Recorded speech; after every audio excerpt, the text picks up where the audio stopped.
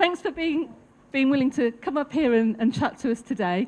Rosie, can you tell us a bit about Friends and Neighbours and how it got started? Some of our inspiration for developing Friends and Neighbours came from hearing about Grapevine. And so I'm really pleased to be here today because some of the things that you were doing had kind of filtered through to us. We've said to people, how do you think things could be better in your community? And what do you think you could do to help that happen? And to me, one of the most exciting things is the way that people have responded and said, we've got ideas about how to make the neighbourhood a better place. We've got ideas about things we can do for each other. This is a community that has a lot of pressures, and yet there are over 100 people involved, and 50 of those at the moment are linked up to other residents and supporting other residents. So just in like one sentence, how would you sum up what's different about Friends and Neighbours to other more conventional approaches? It's led by local residents. Great.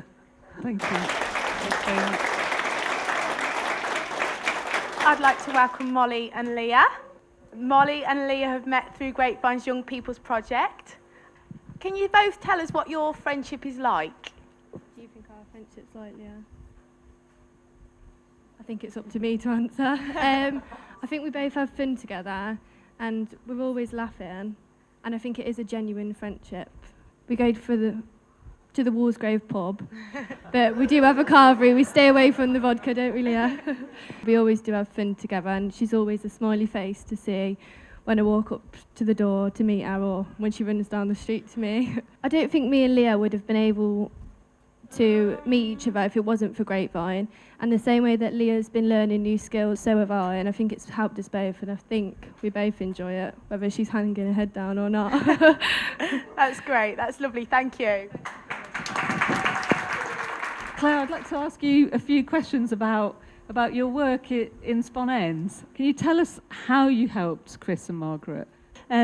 People were unkind. They shouted nasty things at Chris and Margaret sometimes. They damaged their property. They banged on their doors. So we spent a lot of time listening to Chris and Margaret about what their issues were. And then what we did was a lot of talking to other people about how to change those issues, really. So we talked to people like Whitefriars, who were in charge of the housing. We talked to community safety teams about what they were doing in the area and what generally was going on from services. But as well as that, what we did was we spoke to neighbours, we spoke to local shopkeepers, we spoke to people that park their cars there all the time, and we kind of said, you know, what do you think could help? What do you think would make this environment better?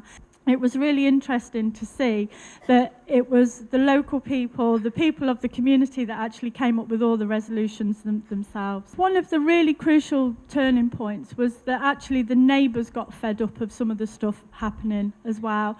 And by Chris and Margaret talking to the neighbours and having better relationships with their neighbours, that when actually things went wrong, the neighbours stood up. Finally, Councillor O'Boyle. Well, I've always found Grapevine to be incredibly inspirational. Actually, just listening to that last story about Chris and Margaret is very inspirational. And anything I can say, pales into insignificance. We've got to look beyond a person that has particular difficulties and disabilities, and look to the person themselves and their communities, because they are, equal members of their communities. It's not just about us being an organisation, people come to us. We need to go to them, and Grapevine are incredibly good at doing that and actually bringing people forward, because they identify people and they identify their issues.